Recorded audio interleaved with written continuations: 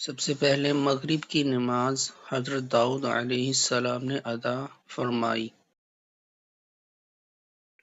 مغرب کی 3 رکعتیں سب سے پہلے حضرت داؤد علیہ السلام نے ادا فرمائی تھی۔ یہ 3 رکعت اللہ تعالیٰ کو اتنی پسند آئیں کہ حضور اقدس صلی اللہ علیہ وسلم کی امت پر ان کو مغرب کے وقت فرض فرما دیا۔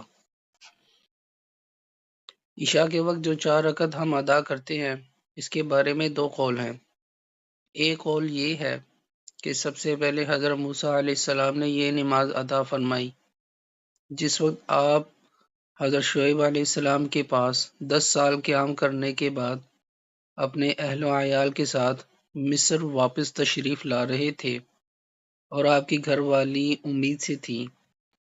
ولادت کا وقت قریب تھا اور سفر بھی خاصا طویل تھا، اس وجہ سے آپ کو بڑی فکر لاحق تھی کہ یہ اتنا لمبا سفر کیسے پورا ہوگا۔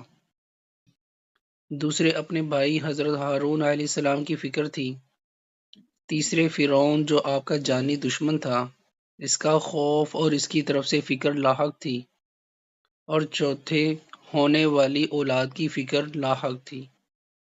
ان 4 پریشانیوں کے ساتھ آپ سفر کر رہے تھے، پھر سفر کے دوران صحیح راستے سے بھی ہٹ گئے، جس کی وجہ سے پریشانی میں اور اضافہ ہو گیا۔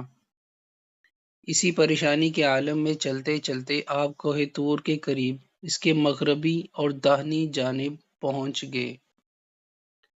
رات اندھیری، ٹھنڈی اور برفانی تھی۔ اہلیہ محترمہ کو ولادت کی تکلیف شروع ہو گئی۔ چکمکاک پتھر سے آگ نہ نکلی۔ اس حیرانی و پریشانی کے عالم میں دیکھا کہ کوہ طور پر آگ جل رہی ہے۔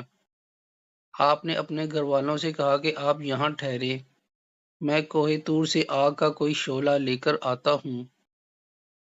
جب کوہ طور پر پہنچے تو اللہ تعالیٰ سے ہم کلامی کا شرف حاصل ہوا اور آپ کو بطور خاص ہم کلامی کی نعمت سے نوازا گیا۔ بہرحال جب اللہ تعالیٰ کی جانب سے یہ انعام حاصل ہوا تو آپ کی 4 پریشانیوں کا خاتمہ ہو گیا۔ کسی نے بڑا اچھا شعر کہا ہے: تو ملے تو کوئی مرض نہیں، نہ ملے تو کوئی دوا نہیں۔ ایک روایت کے مطابق حضرت موسیٰ علیہ السلام نے ان 4 پریشانیوں سے نجات کے شکرانے میں 4 رکعت نماز ادا فرمائی۔ یہ 4 رکعت اللہ تعالیٰ کو اتنی پسند آئی کہ حضور اقدس صلی اللہ علیہ وسلم کی امت پر ان کو فرض کر دیا۔ دوسری روایت یہ ہے کہ یہ عشاء کی نماز سے پہلے جناب محمد صلی اللہ علیہ وسلم نے ادا فرمائی، اس لیے یہ نماز بہت اہم عمل ہے۔